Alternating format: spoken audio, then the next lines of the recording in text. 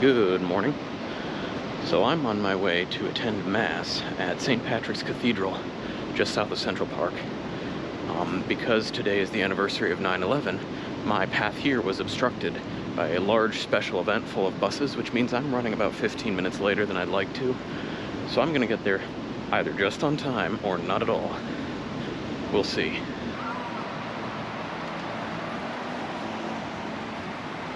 Welcome to St. Patrick's Cathedral.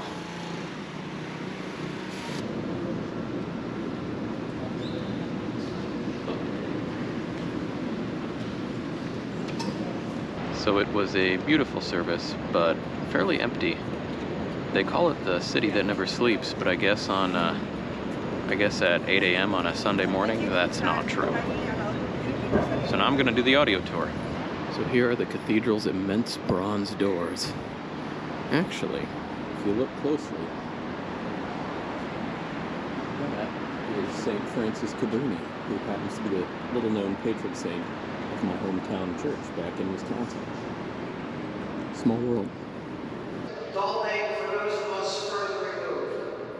Jesus reaches out to us from this gospel to take our pain, if not with an instant remedy, surely with a sound road to recovery.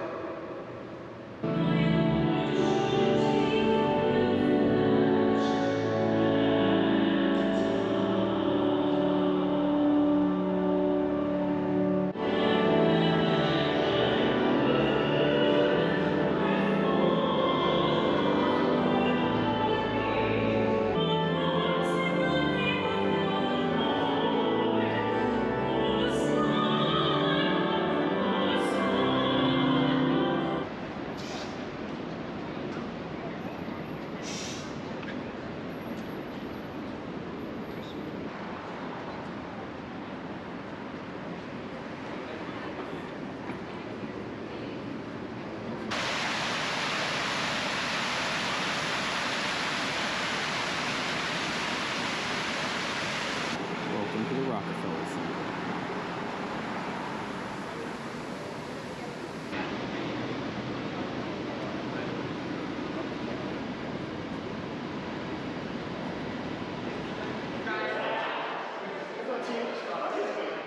Welcome to Top of the Rock, the second observation platform that I've paid for this trip. Yet somehow not the last.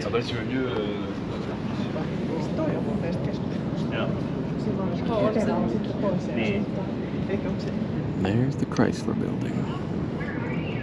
Kinda hiding over there. Look at all those. Empire State Building and One World Trade Center just kind of peeking off to the right. Turns out you can go even a couple stories higher. Found a crack in the glass. And look at that.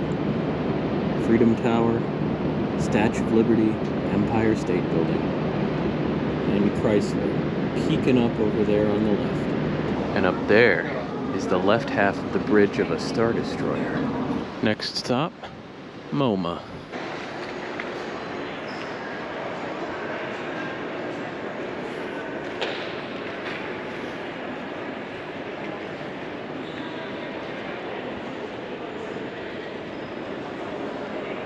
Picasso.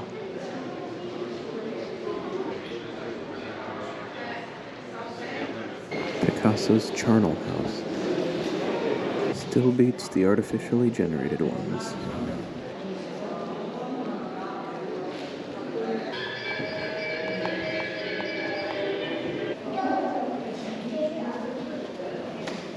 Look what I stumbled across. It's like modern hieroglyphics.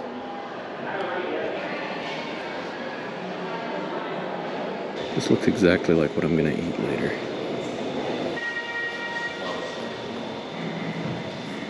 Guess who? Well, here's the sculpture garden. It's kind of cordoned off due to the rain. Still pretty though. So it got a little rainy while I was in MoMA, and I ended up stopping at a diner called Astro, which served me an absolutely enormous hot dog. But here we are at Hudson Yards. Behold the vessel.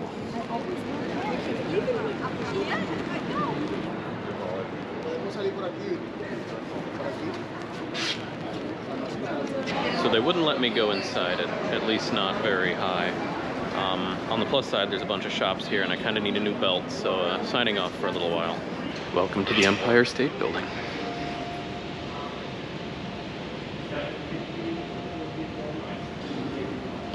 Or at least the observatory entrance. I've never seen a building with more models of itself inside itself. There's one here. There were two out by the entrance. There was another one coming in here. There's one. There's another one. See what I'm talking about?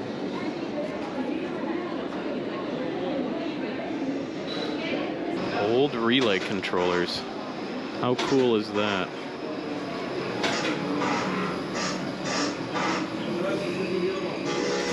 I love this aesthetic so much. So it's drizzling just a little bit, but wow. Another beautiful view, this time at night and this time up by Central Park. Look at that. The mist obscures nearly everything.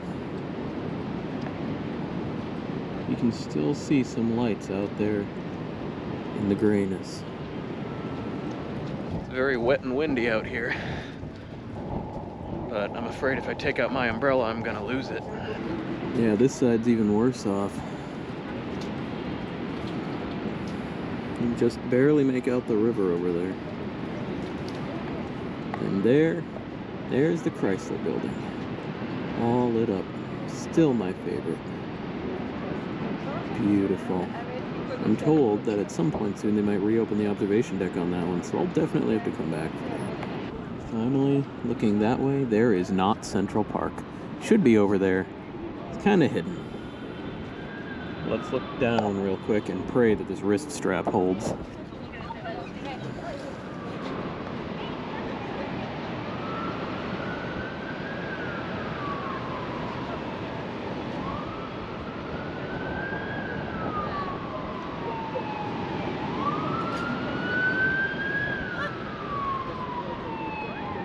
Something cleared up a little, and now the Chrysler Building is standing out like crazy. Look at that. God, it's gorgeous, and you can actually sort of see the lights lined up along Central Park, along with those toothpick towers shrouded in mist. It's really neat. When we were at the summit yesterday, we had a free drink. Oh boy, here we go again. I found the mother lode.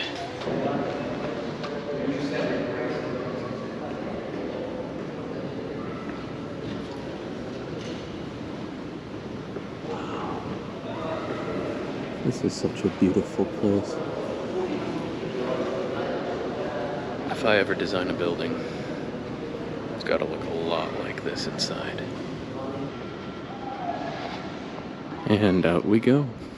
Interesting fact, the Empire State Building is actually located in Koreatown, so I'm gonna go get some Korean food to seal out the day. All right, this place was delicious. I don't speak any Korean, so I couldn't really pronounce many of the names, but the food was wonderful. Final stop for the night. There, underneath all that scaffolding, is France's Tavern. That tavern was actually a favorite of George Washington when he lived in the area, and the owner actually sold it in order to follow him around when he became president and become his personal steward. So I'm gonna go in there, and normally I don't drink, but I might toss one back for our good old buddy George.